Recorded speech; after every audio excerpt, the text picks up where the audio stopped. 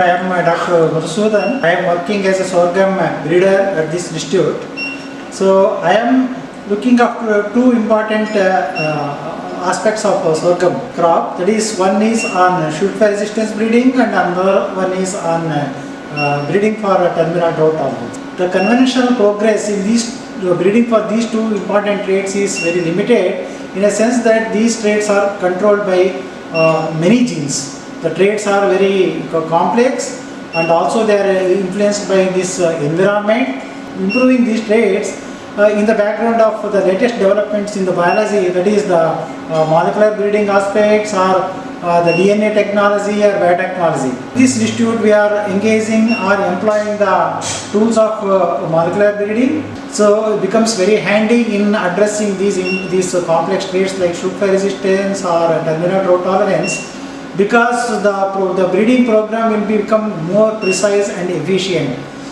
Since we are mapping the important genes which are associated with these complex traits at the level of DNA, and also we will be having the markers, that is DNA markers that are linked. So for marker assisted program, the breeding activity becomes more efficient and also more precise.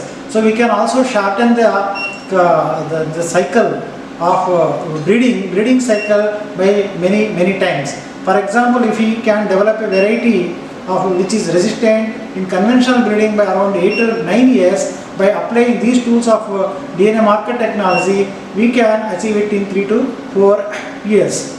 So coming to the achievements in these two important traits, so in shoot fly, which is very important for both Kharif sorghum and Rabi sorghum, and with the availability of limited stable resistant sources, so we have identified important QTLs for many component traits like trichome density, glassiness, dead heart percentage.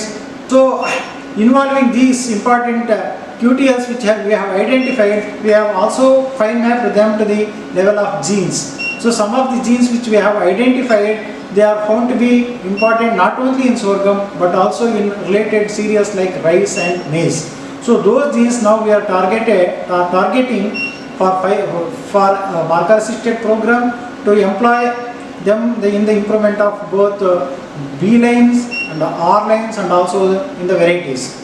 The focus now presently we are focusing in this shoot fly resistance breeding is on marker assisted selection program to have the varieties B lines and R lines with shoot fly resistance, so that any farmer which he adopts, once the hybrid or variety is developed with this resistance, he can use it both for early sowings and also without any chemical. We have developed around 20 lines which are actually shoot fly resistant to the level of donors. So we are converting some of the lines into mere sterile lines and some into R lines, the combination of which B into R or A into R, that will give a better hybrid.